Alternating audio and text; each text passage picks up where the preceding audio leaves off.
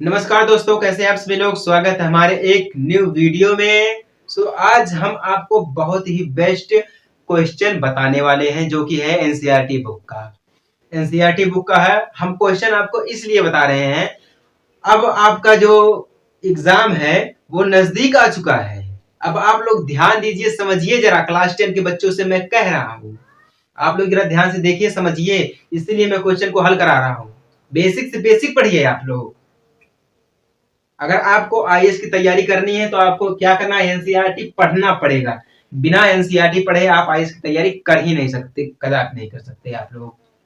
मैं आपको ये 100% नहीं 95% कह रहा हूँ।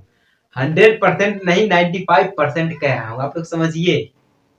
देखिए, जब तक आपके माता पिता जिंदा है तब तक आप पढ़ लीजिए, क्योंकि आपको पता है सूरज और बाप की गर्मी सह लीजिए। अगर ये ढल गए ना, अगर ये ढल गए तो चारों तरफ अंधेरा छा जाता है। चारों तरफ अंधेरा छा जाता है। सूर्य और बाप यानी पिता, सूर्य और पिता की गर्मी सहना सीखो। अगर ये ढल गए ना तो चारों तरफ अंधेरा छा जाता है। ठीक, इससे पहले आप लोग पढ़िए, समझिए। मैं जो बता रहा हूँ बेसिक से बेसिक बता रहा हूँ, समझिए, समझने का प्रयास करिए। वीडियो पर ध्यान से लास्ट तक देखिए। ठीक, तो मैं वीडियो शुरू करने से पहले मैं उन लोगों से हाथ जोड़ के रिक्वेस्ट कर रहा हूँ, जिन लोगों ने अभी तक चैनल को सब्सक्राइब नहीं किया है वो लोग चैनल को सब्सक्राइब कर लें और वीडियो को लाइक कर दें। ठीक, और जिन लोगों ने चैनल को सब्सक्राइब कर रखा है उनको दिल से धन्यवाद। चलिए क्वेश्चन देखते हैं, पढ़ते हैं। क्वेश्चन है, क्वेश्चन दिया गया है। देखिए क्वेश्चन में क्या दिया गया है। दिया है भूमि से, पहले हम क्वेश्चन देखते हैं। धरती यानी कि भूमि से मीनार एक ऊर्ध्वाधर खड़ी है, यानी कि एक धरती पर ऊर्ध्वाधर मीनार खड़ी है। मान लीजिए मीनार, तो मेरी आर्ट जो है अच्छी नहीं है, लेकिन आपको मैं जो समझा रहा हूं उस हिसाब से मेरी आर्ट बहुत ही बढ़िया है। ठीक, अब देखिए खड़ी है। अब क्या कह रहा है, धरती से बिंदु से, धरती के बिंदु, धरती का बिंदु ये मान लीजिए है जो मीनार के पाद बिंदु से 15 मीटर दूर है, यानी कि इसको मान सी ये 15 मीटर दूर है, 15 मीटर दूर है। अब क्या कह रहा है, मीनार के शिखर यानी यहाँ, इसका यहां से जब हम इसको जोड़ेंगे, इसका उन्नयन कोण कितना बता रहा है, 60 अंश इसका उन्नयन कोण बता रहा है।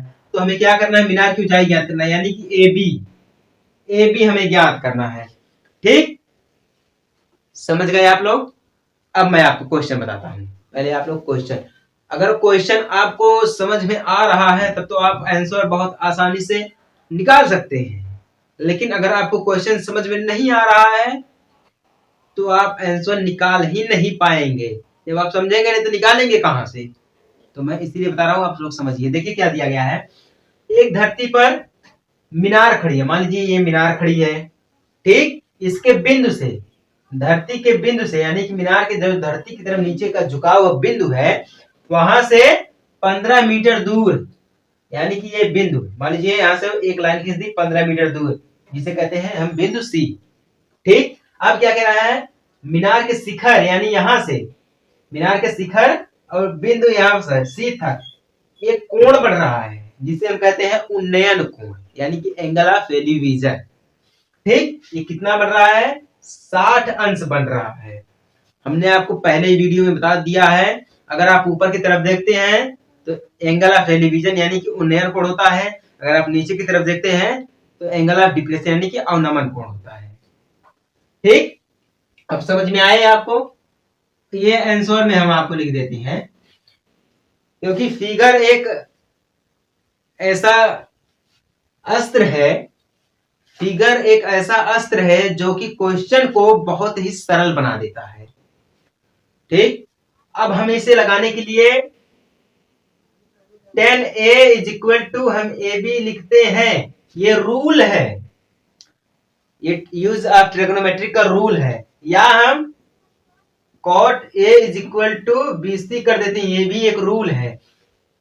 ठीक, डायरेक्टली हम कर सकते हैं, tan A = AB/BC कर सकते हैं, डायरेक्टली रूल है। रूल के अनुसार हम आपको बता रहे हैं। या cot a is equal to करके हम BC कर देंगे, अपान में AB कर देंगे। ठीक, देखिए रूल के अनुसार देखिए। अब क्या है, अब हमें ये 10 का मान ज्ञात करना। 10 30 अंश का मान कितना होता है, 45 अंश का मान कितना होता है, 60 अंश का मान कितना होता है। कॉट, साइन, कॉसेस, सेक, इन सभी का अगर मान हमें पता है तो हम ऐसे क्वेश्चन को चुटकियों में हल कर सकते हैं, क्योंकि बिना आपको पता रहे आप हल नहीं कर सकते, ये मेरी गारंटी है। आपको इसका मान पता करना ही होगा, और जो लोग जानते हैं उन लोगों के लिए सरल है, बहुत ही इजी है, और जो लोग नहीं जानते उनके लिए हार्ड है, कठिन है। अब हम क्या करेंगे, 10 एक ही जगह पर हम क्या लिखेंगे, 60 अंश दिया है, इक्वल करके हम लिखेंगे 10 हमने कितना बताया था, AB अपान BC कर देंगे, AB अपान BC कर देंगे। हमें ज्ञात क्या करना है, AB ज्ञात करना है, यानी कि इस मीनार की ऊंचाई ज्ञात करना हमें है। ठीक, AB यानी कि 10 का मान, 10 60 अंश का मान कितना होता है, करड़े में 3 रूट 3 इक्वल कर देंगे। AB हमें ज्ञात करना है, BC कितना दिया है, 15 दिया है। अब AB को हम पहले लिख लेंगे, अपान इज इक्वल टू कर देंगे 15 रूट 3। यही हमारा क्या है, आंसर है। क्लास 10 का है, किसका है, क्लास 10 का है, बहुत ही बेस्ट है। देखिए इतना है, यही है, यही देखिए। इसी में से आप अगर फिगर बना है तो फिगर के अनुसार आप क्वेश्चन भी रख सकते हैं। ठीक, और क्वेश्चन के अनुसार आप फिगर भी रख सकते हैं। समझ गए आप? तो मैं आपको एक बार फिर बता दे रहा हूं ये क्वेश्चन के बारे में। क्वेश्चन में क्या लिखा है, क्या बोला है। क्वेश्चन बोला है, धरती पर एक मीनार खड़ी है, मान लीजिए ये मीनार खड़ी है। ठीक, अब बोला है धरती, मीनार की बिंदु धरती की तरफ, यानी कि मीनार की जो बिंदु धरती यानी निचली बिंदु है, यहां से 15 मीटर दूर, मान लीजिए बिंदु C। ठीक, 15 मीटर दूर है। जो मीनार की शिखर यानी कि लास्ट में, शिखर यानी सबसे ऊपर से कोण आया है C यानी कि 60 अंश। तो हमें क्या ज्ञात करना है, मीनार की ऊंचाई ज्ञात करना है। बस मीनार की ऊंचाई के लिए ये है, ऐसे ज्ञात करेंगे हम। समझिए आप लोग, क्वेश्चन को समझिए बस, और कुछ नहीं। ठीक, एक क्वेश्चन है, ओनली वन क्वेश्चन मैं बता रहा हूं आपको। अगर इसमें आपको समझ में आ गया है तो आप लोग कमेंट में बताइए कि सर हमें समझ में आ रहा है, इसी अनुसार और भी आप क्वेश्चन बता सकते हैं। ठीक, और अगर आपको बहुत अच्छी तरह से समझ में आ गया तो आप लोग तुरंत ही चैनल को सब्सक्राइब कर देंगे, क्योंकि देखिए हमें पता कब चलेगा कि आपको समझ में आ रहा। अगर आप चैनल को सब्सक्राइब करते रहेंगे तो हमें लगेगा कि हमारा पढ़ाना सफल रहा, हमारा पढ़ाना बच्चों को सफल रहा। ठीक, अगर नहीं समझ में आए तो कमेंट में बताइए, समझ में आए तो सब्सक्राइब करिए, बहुत अच्छी बात है। देखिए क्या है, अक्सर लोग दूसरों को देखकर नहीं काम कर पाते हैं। मैं उनसे कह रहा हूं, जो लोग कहते हैं कि मैं अकेले हूं यार, मेरे साथ कोई नहीं यार दोस्त है, मैं उनसे कह रहा हूं आप अपने आप को अकेला मत समझिए। आप अपने आप को ये समझिए कि मैं अकेले बहुत कुछ कर सकता हूं, ये समझिए यार, तब तो आप जिंदगी में आगे जाएंगे। नहीं तो अगर आप देखेंगे मैं जिंदगी में अकेला हूं, मुझे कुछ नहीं, मेरे साथ कोई नहीं, यार दोस्त नहीं है, तो आप वहीं पे डर जाएंगे, आगे नहीं बढ़ पाएंगे। समझ में आया? देखिए समस्या हमारी जो है रुई की तरह होती है।